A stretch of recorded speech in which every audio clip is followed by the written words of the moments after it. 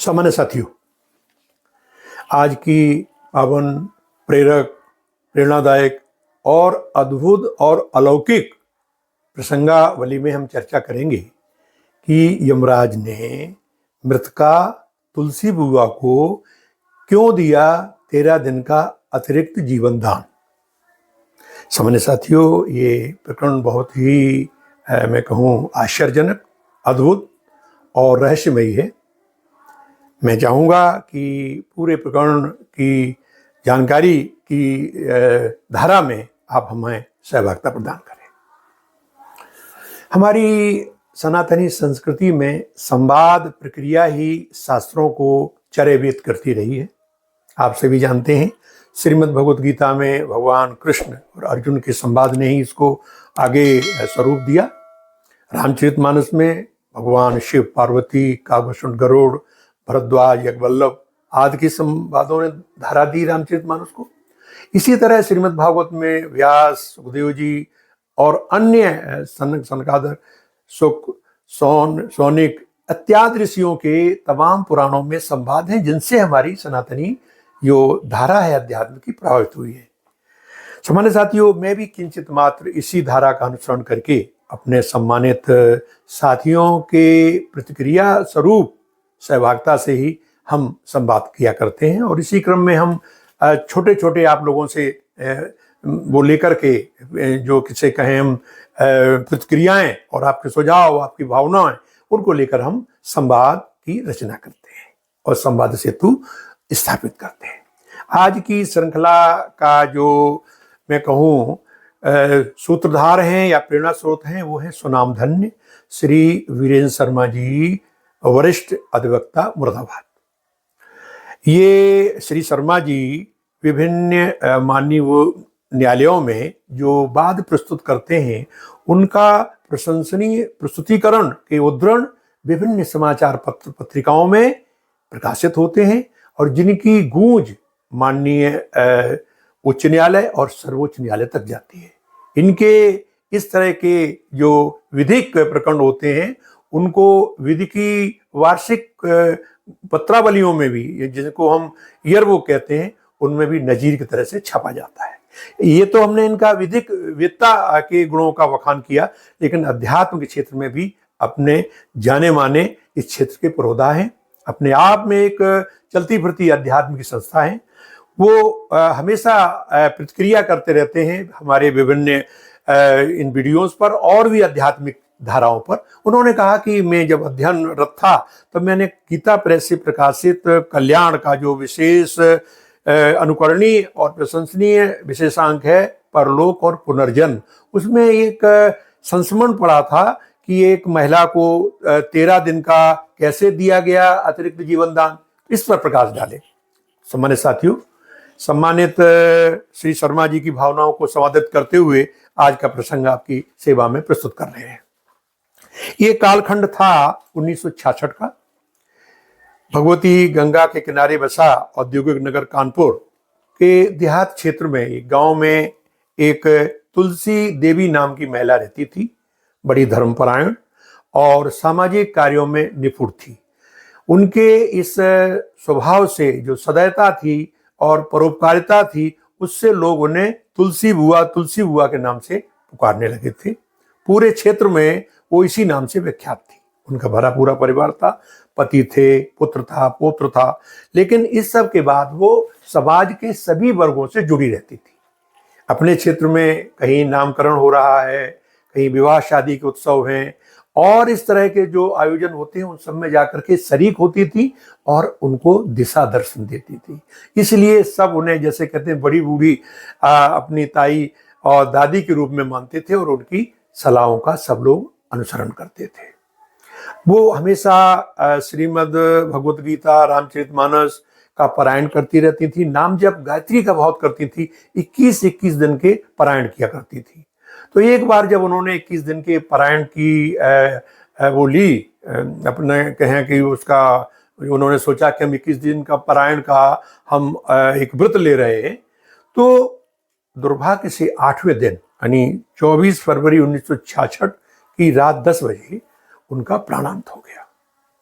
अब ये खबर पूरे क्षेत्र में फैली, सबको दुख हुआ और सभी लोगों ने आकर उनके घर पर कहा कि भाई चूँकि ये बुआ, तुलसी बुआ सर्व प्रचलित और सर्व लोकप्रिय हैं, इसलिए हम सब इनको सुबह बड़े गाजे बाजे के साथ इनकी शव यात्रा निकालेंगे। अब रात हो गई है, हम सनातन परंपरा में रात में इस तरह से अंतिम क्रिया नहीं की जाती। सबने इंतजार किया। सुबह सबने बड़े शंख ध्वनि और ढोल मजीरे के साथ इस तरह कि भाई ये बड़ी धार्मिक हैं, उनकी शव यात्रा को लेकर गंगा किनारे पहुंचे और वहाँ उनकी अर्थी रखी।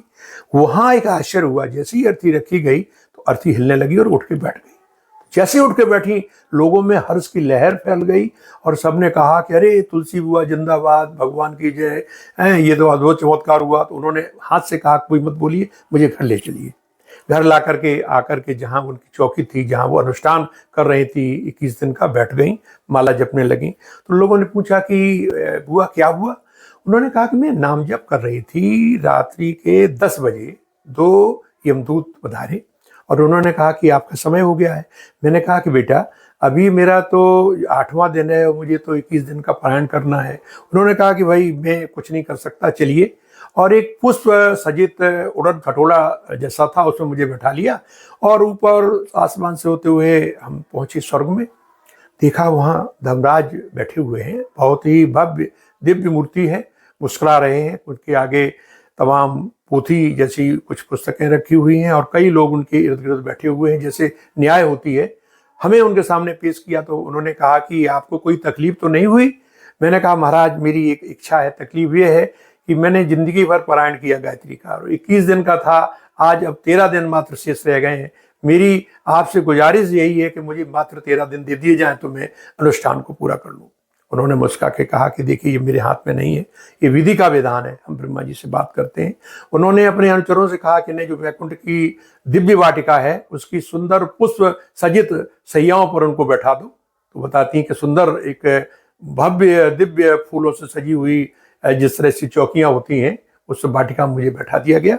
कुछ देर के बाद मुझे बुलाया और उन्होंने कहा कि मेरी चर्चा हो गई है पितामह से और ये कहा कि क्योंकि ये जो कर्म विपाक है, पुराणों के अनुसार 13 दिन तक जो जीवात्मा होती है सूक्ष्म शरीर में विचरण करती है, इसलिए ये कहा गया कि तुम्हें स्थूल शरीर में जाने की विशेष दशा में आज्ञा इसलिए दी जाती है कि आप पारायण पूरा कर लें। लेकिन ये जो 13 दिन होंगे इसमें कोई नया कर्म नहीं करेंगी आप केवल जाप करेंगी, अपना गायत्री का जो पारायण करना है अनुष्ठान पूरा करेंगी, किसी तरह की कोई क्रिया नहीं करेंगी, कोई नया कर्म उत्पन्न नहीं करेंगी। ये कह के मुझे फिर वही पुष्प सज्जित उड़न खटोला में वापस कर दिया गया।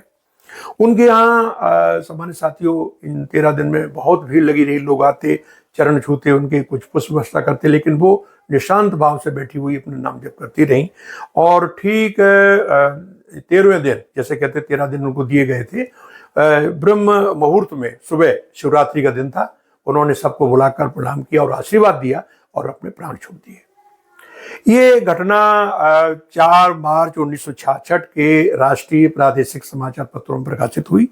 मेरठ से एक समाचार पत्र प्रभात प्रकाशित होता था, उसमें निकली तो वहाँ पिलखुआ, उस समय चूंकि मेरठ जिले में ही था, तो वहाँ के सुप्रसिद्ध धार्मिक लेखक और आध्यात्मिक पुरोधा भक्त राम शरणदास जी पिलखुआ ने समाचार के आधार पर भाई जी श्री हनुमान प्रसाद जी पोद्दार से चर्चा की और कानपुर में आकर घटना का पूरा सत्यापन करके इस अंक में दिया।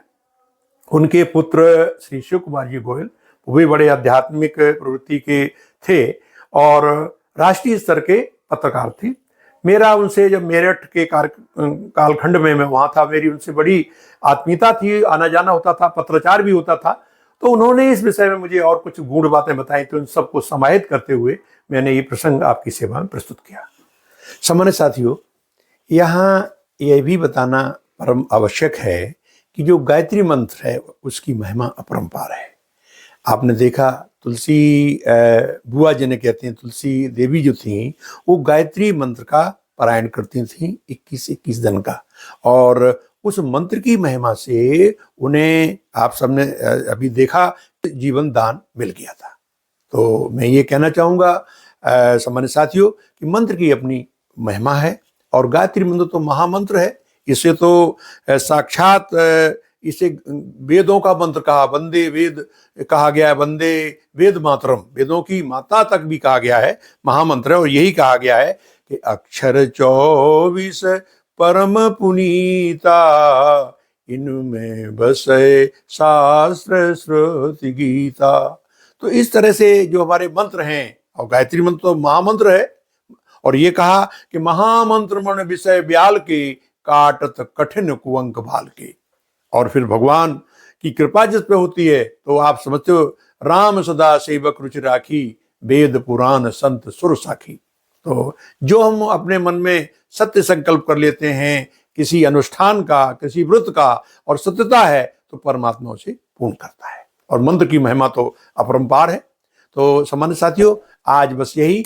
अब अगले किसी फिर कड़ी में संत महात्माओं द्वारा बताए गए प्रेरक प्रसंग या शास्त्रों से संबंध, ऐसे महत्व की बातें जो हमारे जीवन को उत्कर्ष प्रदान करती हैं, आपकी सेवा में प्रस्तुत करते हैं। तब तक के लिए हम आपसे विराम लेते हैं। जय मां गायत्री, वंदे वेद मातरम।